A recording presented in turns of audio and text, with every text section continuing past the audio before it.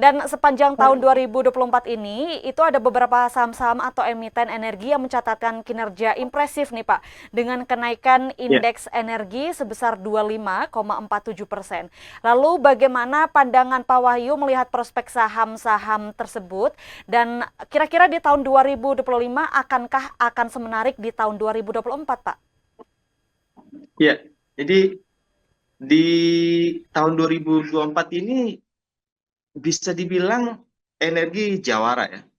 Walaupun ada beberapa sektor lain seperti yang masih lumayan kuat, sektor kesehatan masih positif, year to date-nya, properti juga, tapi yang paling signifikan memang energi.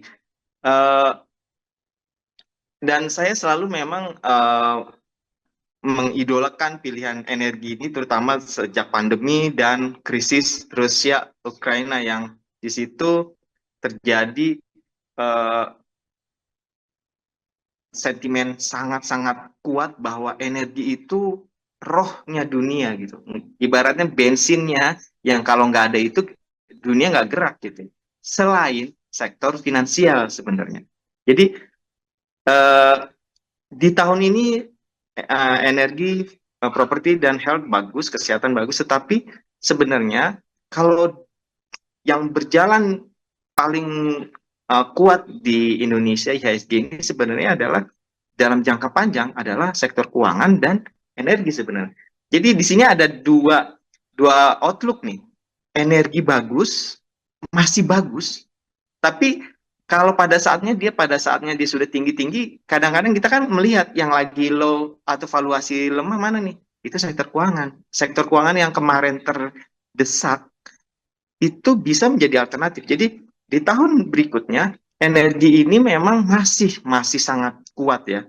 Bagaimana kita ngelihat konflik geopolitik Rusia Ukraina masih berjalan, bahkan sudah mulai dengan mainan baru, yaitu rudal yang lebih uh, uh, powerful, lebih merusak jarak jauh, gitu ya, bahkan berbau-bau nuklir gitu. Kemudian seperti Middle East juga masih, apalagi dengan kebijakan Trump yang nanti juga bisa berbau-bau konflik kawasan dengan Iran lah, dengan China, dengan uh, kaitannya Taiwan misalnya, Korea Utara, itu akan sangat mempengaruhi energi juga. Jadi energi masih menjadi harapan sebenarnya. Bagaimana nanti di tahun depan sampai ke depannya pun sampai medium term maupun long term energi nggak bisa. Apalagi kita banyak sekali investasi atau emiten yang terkait dengan energi, komoditas pertambangan terutama yang orientasinya ekspor dan berbau dolar. Ketika berbau dolar dan rupiah sedang melemah, ini yang justru diuntungkan. Itulah kenapa energi masih menjadi sektor yang bagus di 2025 nanti.